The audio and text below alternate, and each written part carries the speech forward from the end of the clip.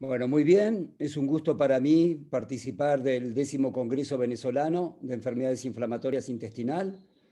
Mi nombre es Matías Oliastro. Yo soy inmunólogo pediatra. Trabajo en el Hospital Garrahan de Buenos Aires, Argentina, en el servicio de inmunología y reumatología. Es un gusto para mí poder compartir, como bien lo dice el título de la presentación y la disertación, es la visión que tiene el inmunólogo sobre la enfermedad inflamatoria intestinal, especialmente en el grupo de edad, en los niños y en los jóvenes. Como ustedes saben, mucho mejor que yo por ser gastroenterólogos, el intestino está comprendido básicamente por un epitelio intestinal, pero además por el lumen intestinal, en el cual en conjunto forman una superficie de unos 35 a 50 metros cuadrados, en donde se encuentra la microbiota, la biota intestinal, con numerosas bacterias, hongos y virus que conviven en esta luz intestinal, además de asociar los antígenos incorporados por las dietas,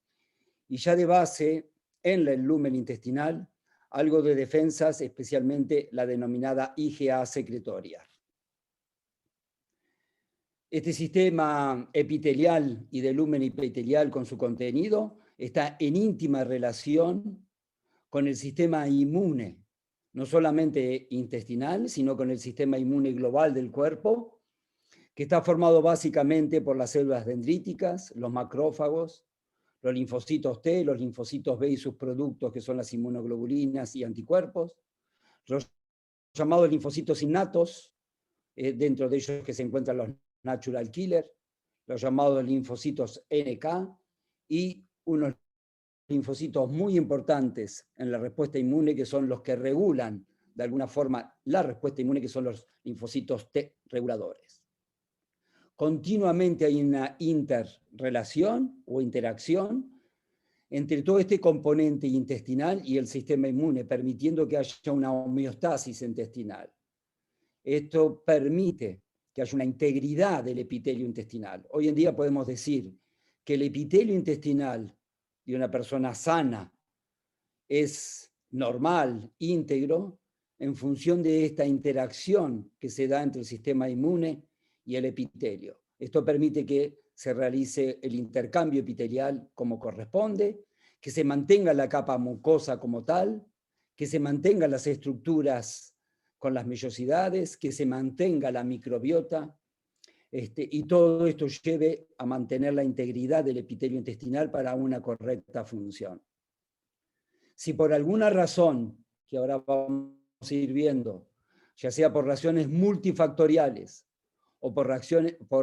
reacciones monogénicas, esta homeostasis intestinal se pierde, se desarrolla un proceso inflamatorio a nivel del intestino que, de ser persistente y crónico, determina un cuadro de inflamación intestinal o enfermedad inflamatoria intestinal. Ustedes lo saben bien y seguramente a lo largo de las presentaciones del Congreso ya van a ir dando varias veces la definición de enfermedad inflamatoria intestinal, pero yo voy a tomar algunos puntos para resaltar después los conceptos en este grupo etario. Ustedes saben bien que la enfermedad inflamatoria intestinal es una enfermedad crónica de curso fluctuante que está inmunomediada, que generalmente la concepción es que es una enfermedad de causa multifactorial, es decir, donde intervienen varios factores, dentro de ellos varios factores genéticos, lo que uno define como poligénico, y que generalmente es una entidad que se da entre los 17 y los 40 años de edad, y francamente con un aumento de la incidencia global en el mundo por distintas causas. Ustedes conocen bien en la discusión cotidiana de lo que es la enfermedad inflamatoria intestinal, que existe un amplio espectro de presentaciones clínicas que van desde una colitis ulcerosa con proctitis, con pancolitis, ya algo más complejo llevando a una enfermedad de Crohn, ya sea total, ileocolitis o con compromiso ileal puro. Esto es algo que ustedes conocen bien y a veces con gran dificultad para determinar en un paciente estos espectros, a cuál de estos espectros pertenece el niño o el adulto con enfermedad inflamatoria intestinal. En lo que respecta a la edad de presentación,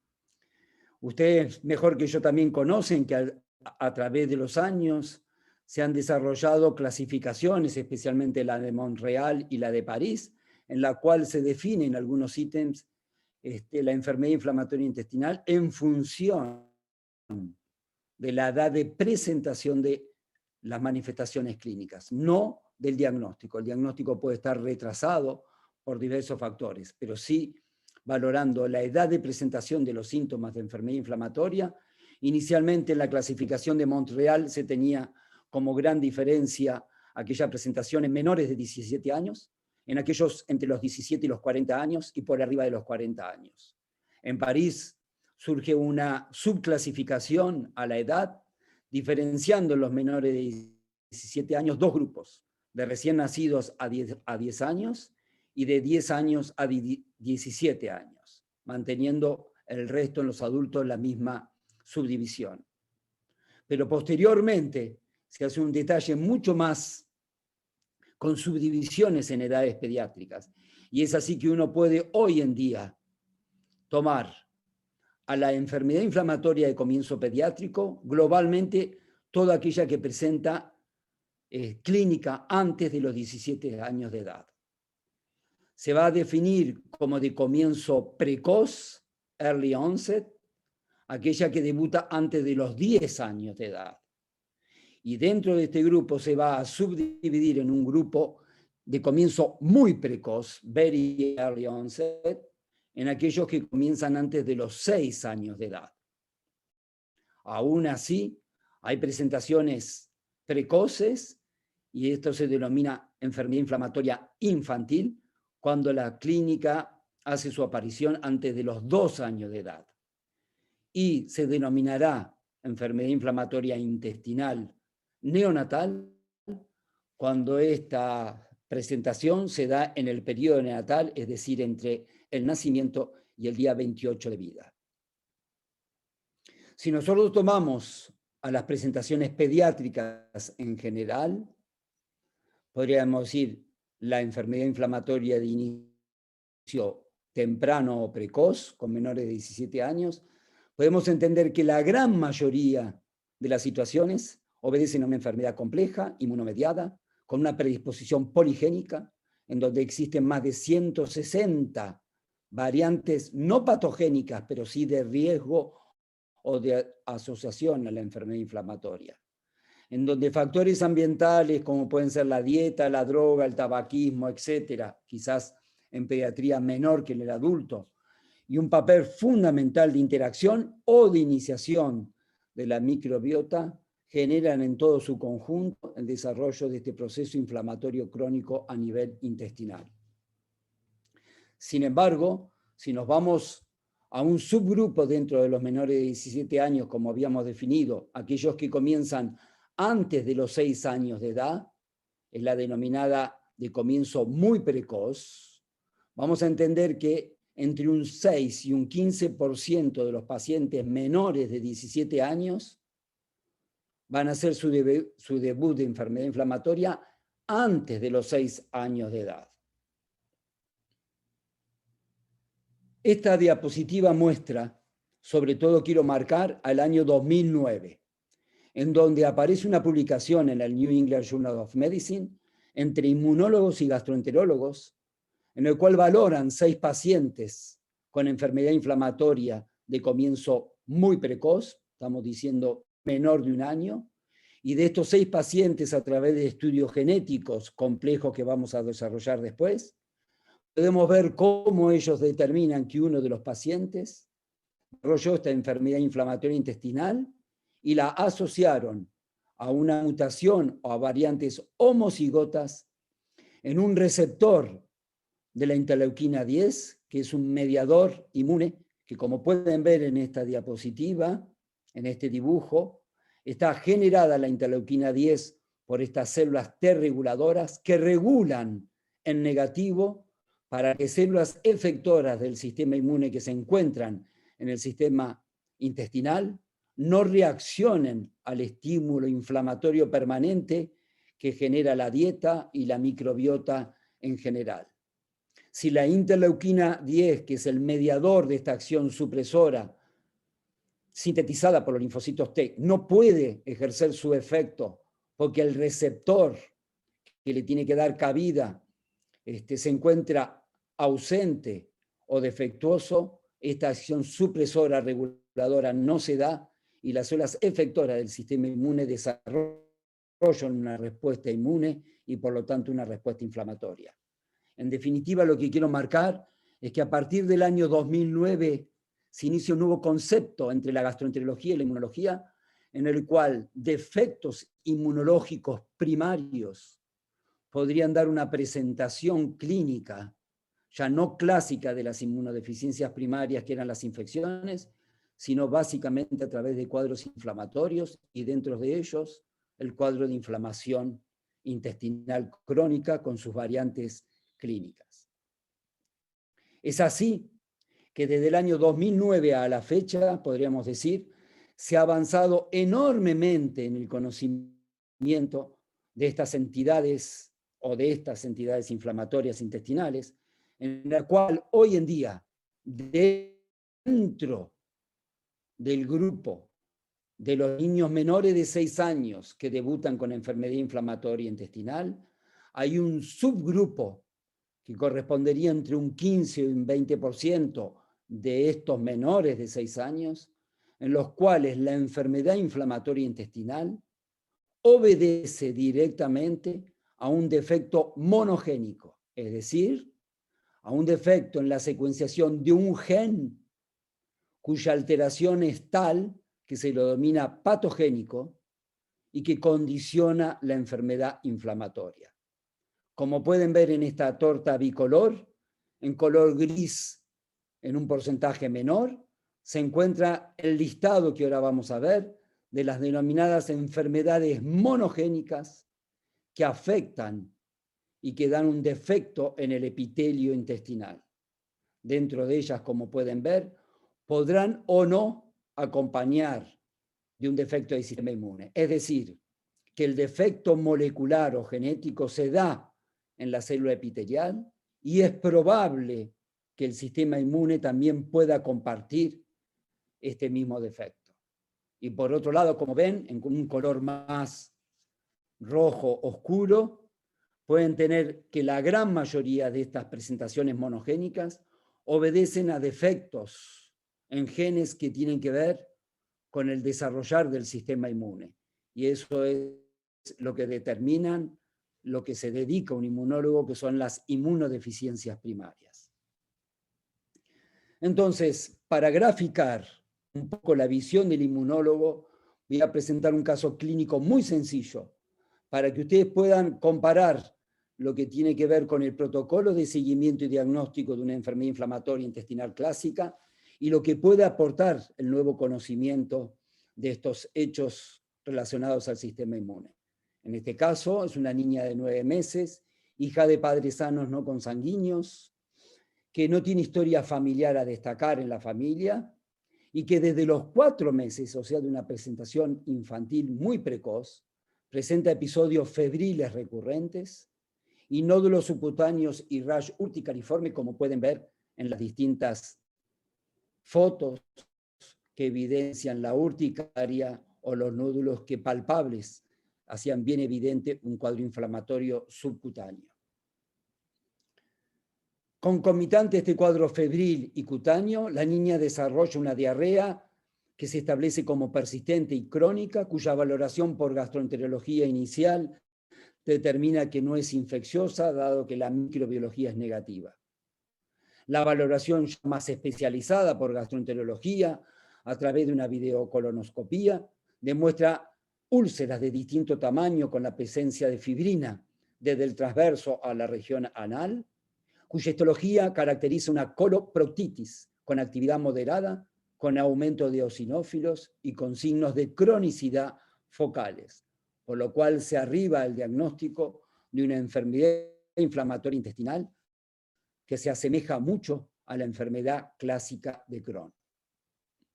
Con este diagnóstico, sobre todo, inflamatorio intestinal y sistémico, inicia tratamiento con corticoides, que es sensible y mejora a dicho tratamiento. Sin embargo, ante la necesidad de disminuir y terminar con los corticoides y utilizar protocolarmente un anti-TNF, la niña muestra que no responde a tales medicación, aún ajustando o optimizando la dosis de los distintos inhibidores del TNF, mostrando una evolución tórpida refractaria. Lo dejo acá y vamos a volver con esta niña más tarde. Entonces, volviendo a las enfermedades de los niños, entendiendo que la enfermedad inflamatoria intestinal puede ser una enfermedad monogénica, vamos a tener, por un lado, como dijimos, este grupo de niños con defectos del epitelio intestinal, defectos moleculares que generan alteración del epitelio intestinal. Y fíjense en este cuadro, no es para que retengan, calculo que ustedes van a tener disponibilidad de esta exposición para revisar más tarde, pero fíjense la cantidad de defectos genéticos o moleculares que asientan en el epitelio intestinal y que pueden también asentar en el sistema inmune. Los podemos diferenciar en Bordeaux, los que afectan ambas líneas, la epitelial y la inmune, y en negro los que son específicamente del epitelio, todas entidades de defectos monogénicos que como debut o en el curso o en el cuadro de presentación clínica, el paciente manifiesta un cuadro de inflamación intestinal. No voy a entrar en el detalle, pero ahí pueden tener los defectos moleculares y entre paréntesis abajo cómo se denomina la enfermedad. Por lo tanto, podrán ver que hay una decena o docena de defectos moleculares que hacen a un defecto propio del epitelio generador de una enfermedad inflamatoria monogénica. Por otro lado, tenemos que la gran mayoría de los defectos monogénicos en los menores de 6 años con diagnóstico molecular obedecen a defectos del sistema inmune propiamente dicho. Ya acá no hay defectos del epitelio en sí, sino hay un defecto que compromete los distintos efectores del sistema inmune. Y globalmente los podemos dividir en varios grupos, también no quiero hacer mucho detalle, pero fíjense que en este primer grupo tiene que ver con aquellos defectos del sistema inmune que son necesarios para reconocer y eliminar a las bacterias y a los hongos. Y aquí podemos tener 4 grupos de defectos moleculares, como son en el primer caso una enfermedad clásica de inmunodeficiencia primaria e enfermedad inflamatoria intestinal con un cuadro de Crohn-like o indistinguible de Crohn, que es la enfermedad granulomatosa crónica. Pero también hay otros defectos. En definitiva, estos 4 defectos tienen que ver con una afectación del neutrófilo, del polimorfo nuclear. Por alguna razón, el polimorfo nuclear no puede ejercer su función de reconocimiento y eliminación de bacterias y hongos, y esto se traduce, además de la susceptibilidad a la infección, de un cuadro inflamatorio intestinal que puede ser indistinguible de una enfermedad de Crohn. Este sería el primer grupo de defectos inmunes con enfermedad inflamatoria intestinal. Por otro lado, y tal lo vimos en la publicación que les marqué del 2009, defectos en la vía de la llamada inmunidad mediada por la interleuquina 10 y por lo tanto que tiene que actuar sobre su receptor para generar un efecto, como habíamos visto hoy. La interleuquina 10 es un potente supresor de las células efectoras del sistema inmune y si no funcionan, estas células se encuentran hiperactivadas. Bueno, como pueden ver aquí, defectos en el sistema de interleuquina 10, receptor de interleuquina 10, genera una lesión erosiva a nivel intestinal, con microabscesos intramurales, con infiltración linfoplasmocitaria, y que además de afectar al intestino, puede generar en estos pacientes una susceptibilidad a la infección estafilocóxica en la piel a través de foliculitis o abscesos, especialmente glúteos o perianales. Estos fueron los primeros defectos, como habíamos dicho, y es causa de una enfermedad inflamatoria en los primeros 2 años o en el primer mes de vida. Tal lo referimos anteriormente. Luego tenemos un tercer grupo, que son todos aquellos defectos inmunes en el cual las células reguladoras no solamente fallan porque no producen interleuquina 10 o no está el receptor de la interleuquina 10, sino que hay otros defectos moleculares, como pueden ver aquí, que también afectan su función. Y ahí tenemos varios cuadros en donde el cuadro inflamatorio se puede presentar en el curso del resto de las manifestaciones inmunológicas o ser el debut en el paciente. Luego tenemos una cuarta lista de defectos moleculares o enfermedades que tienen que ver con defectos del linfocito T o el linfocito B. Son los llamados defectos de la inmunidad adaptativa. Nuevamente, una serie de identidades, algunas para nosotros muy conocidas y frecuentes, como la deficiencia de IgA absoluta, las deficiencias de inmunoglobulinas, el síndrome de Wiskott-Aldrich, etcétera, etcétera. Por lo general, en estos casos, la enfermedad inflamatoria intestinal forma parte de un cuadro complejo clínico con infecciones, con autoinmunidad, quizás con linfoproliferación. Luego tenemos un grupo de inmunodeficiencias primarias, en donde también la enfermedad inflamatoria puede ser parte de este cuadro, con un cuadro inflamatorio quizás sistémico o de otra víscera, como son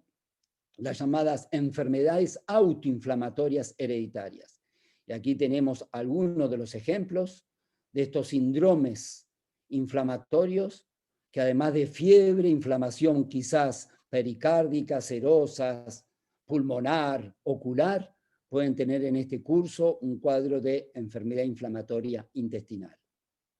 Hay un segundo grupo, como pueden detallar acá, como son los síndromes linfoproliferativos tipo 1 o el síndrome linfoproliferativo tipo 2,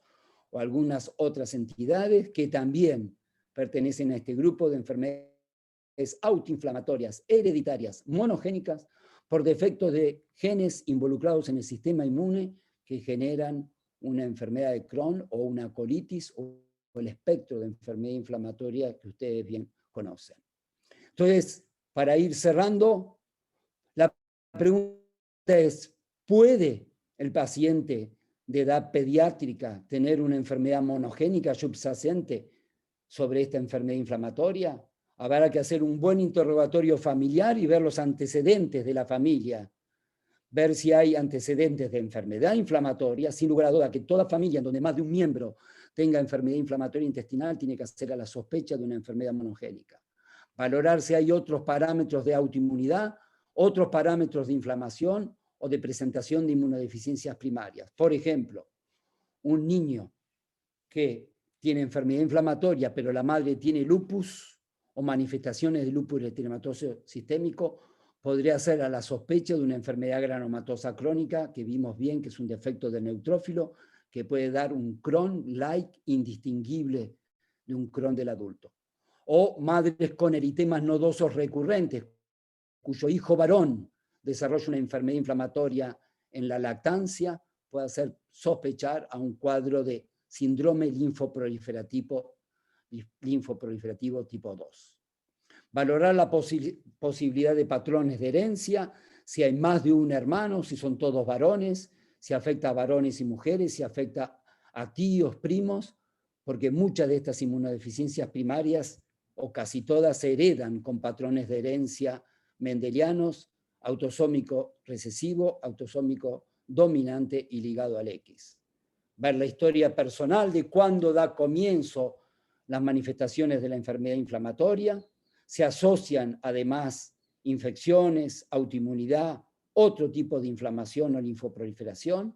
Y como vimos recién a modo de ejemplo, aquel lactante o neonato que tiene una enfermedad inflamatoria intestinal, pero además presenta foliculitis o fístulas perianales, sospechar en la deficiencia de la inmunidad mediada por interleuquina 10, receptor de interleuquina 10. En un lactante varón con eczema, endocrinopatías autoinmunes como puede ser una diabetes tipo 1 y que presenta una enfermedad inflamatoria intestinal precoz, pensar en un síndrome de inmunodeficiencia que se llama síndrome de IPEX. Valorar el examen físico para ver si hay algún rasgo orientador de inmunodeficiencia de base, puse algún ejemplo, como puede ser el pelo gris o plateado en el síndrome de Hermansky-Pudlak, un varón con eczema que presenta plaquetopenia con plaquetas pequeñas e enfermedad inflamatoria intestinal que hace al diagnóstico de síndrome de Wiskott-Aldrich, por nombrar algunas de los ejemplos. En función de esto, ustedes realizarán un laboratorio de rutina con un recuento de neutrófilos que podrá estar normal, disminuido o aumentado en función de la enfermedad de base, parámetros de inflamación general o parámetros de inflamación intestinal, y se podrá, ante la sospecha de un niño precoz con estos signos, hacer una valoración inmunológica inicial de rutina con un dosaje de inmunoglobulinas, con la valoración de la capacidad para formar anticuerpos específicos, valorar los componentes del sistema complemento, valorar los distintos linfocitos T y B, como son CD3, CD4, CD8 y CD19, valorar la capacidad del neutrófilo para matar bacterias a través de una prueba que se llama la prueba de DHR, valorar la cantidad de linfocitos NKT que pueden estar extremadamente bajos en el síndrome linfoproliferativo tipo 1 o tipo 2, valorar en inmunología algunas expresiones proteicas que hacen a defectos inmunes particulares como es la proteína SIAP, e incluso en muchos laboratorios podemos valorar la presencia y la actividad de las células T reguladoras, estas formadoras de interleuquina 10. Con estos datos, uno puede tener varios escenarios frente al paciente, según la historia, el examen físico y el laboratorio inicial. En el primer escenario es que bajo este razonamiento podamos definir que por las características del paciente existe la posibilidad de que haya un gen o una molécula como candidato para justificar todo el cuadro del niño. O puede ser que después del razonamiento tengamos la posibilidad de que no sea solamente un gen, una molécula, sino que sean varios, 5, 6, 10 genes que pueden dar este fenotipo clínico al cual estamos enfrentados. O, en una situación ya más compleja,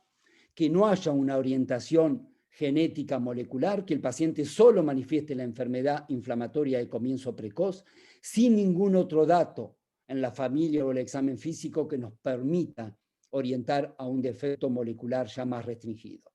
En función de eso, si tenemos que es un solo gen, el estudio genético para determinar si ese gen se encuentra alterado o no y da la enfermedad inflamatoria intestinal y el cuadro clínico, es secuenciar a ese gen mediante una metodología que se llama metodología de Sanger,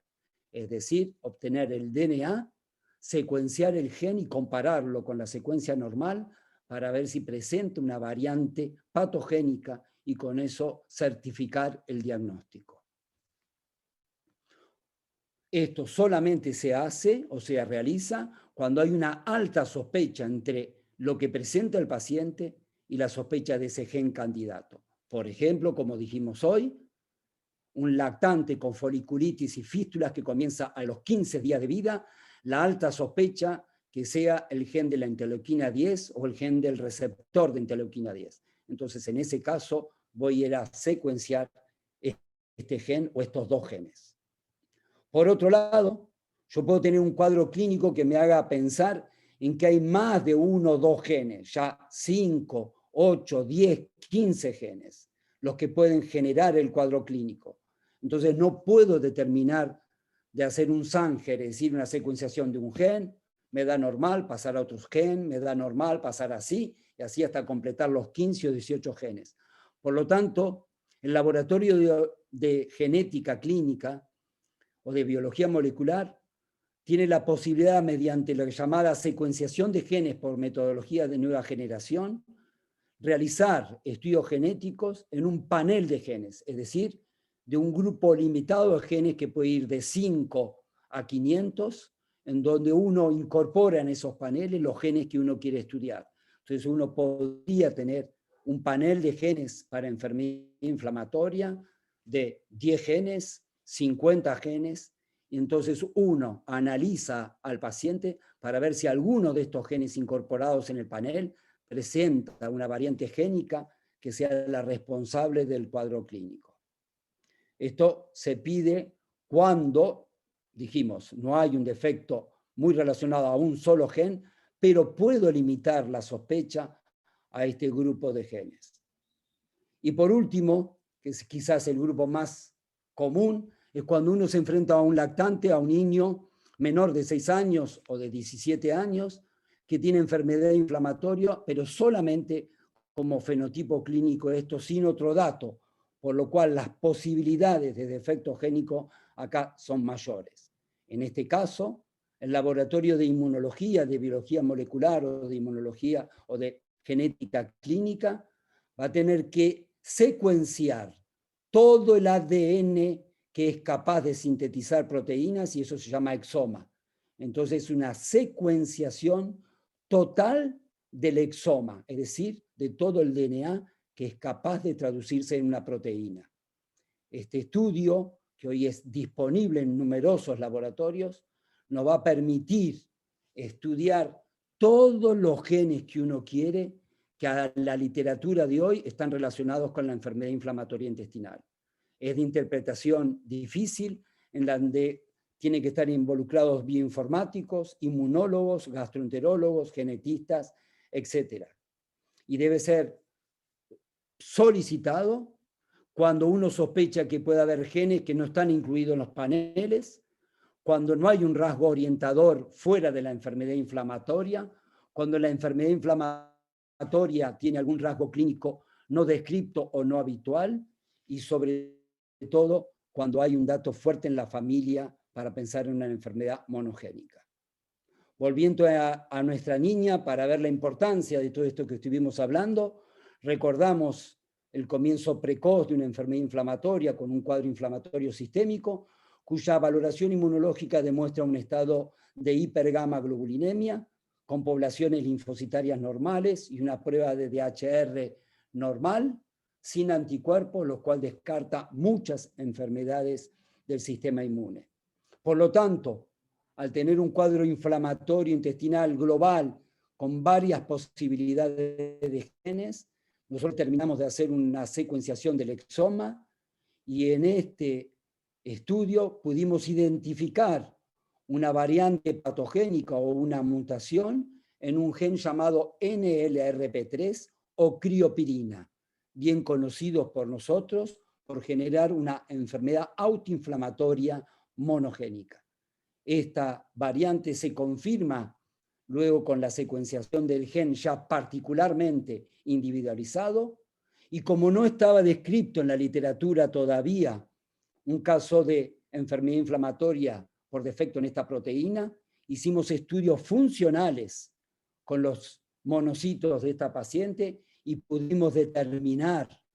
in vitro que estas células de la inmunidad innata tienen una capacidad aumentada para mediar la inflamación a través de la interleuquina 1 y la interleuquina 18. Por lo tanto, acá tenemos un ejemplo y no lo quiero hacer muy complejo, la niña lo que tenía era un defecto en donde esta molécula NLRP3 genera mayor cantidad de interleuquina 1 e interleuquina 18, que son dos citoquinas proinflamatorias,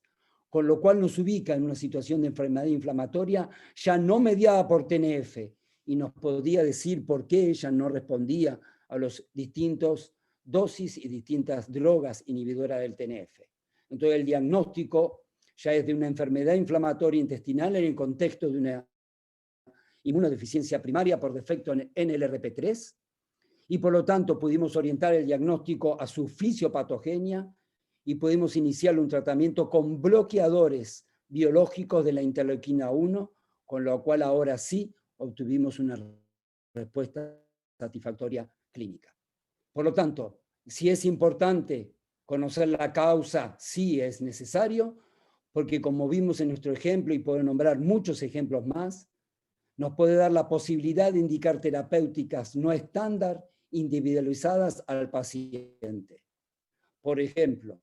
distintos defectos de los que estuvimos hablando, no voy a entrar en detalle, pero fíjense, todos estos defectos genéticos del sistema inmune se benefician no solamente con corticoides, sino que se curan con el trasplante de células hematopoyéticas que le va a cambiar al sistema inmune. Fíjense ustedes, ¿quién iba a pensar que una enfermedad inflamatoria intestinal de un lactante iba a ser curada a través de un trasplante de células hematopoyéticas progenitoras. Teniendo mucho cuidado que si el defecto molecular o genético también es compartido en la célula epitelial, el paciente no se va a beneficiar con el trasplante, porque el trasplante de médula ósea no va a cambiar la célula epitelial, que va a seguir en falla, generando la inflamación. Otros ejemplos son el paciente que vimos recién, o defectos en otras moléculas que nos va a permitir usar otros inhibidores que están hoy de moda en la inmunosupresión, como son los anti-JAK o JAKinib, el sirolimus, que es un inhibidor emetor de la activación que ustedes conocen muy bien en otros defectos moleculares, y otras posibilidades biológicos para otras entidades autoinflamatorias. Lo importante de todo esto es que hoy en día la enfermedad inflamatoria en el niño y el joven tiene que ser abordada interdisciplinariamente por gastroenterología, inmunología y en función de la clínica del paciente, genetistas, reumatólogos, etcétera, etcétera, para un buen abordaje. Para terminar, le dejo unas citas bibliográficas actualizadas que soportan lo que he desarrollado en la exposición y que podrán buscar para tener una información más amplia y precisa. Con esto quiero agradecer enormemente a las autoridades del Congreso Venezolano de Enfermedad Inflamatoria Intestinal por haber confiado en mí y darme la posibilidad de poder ofrecerles a ustedes la visión que tiene un inmunólogo y cómo hoy en día es el pensamiento que tenemos en nuestro centro de atención pediátrica, en nuestro Hospital Garrahan, ante el diagnóstico de una enfermedad inflamatoria intestinal en un niño menor de 17 años, especialmente en aquel niño menor de 6 años de edad. Muchísimas gracias.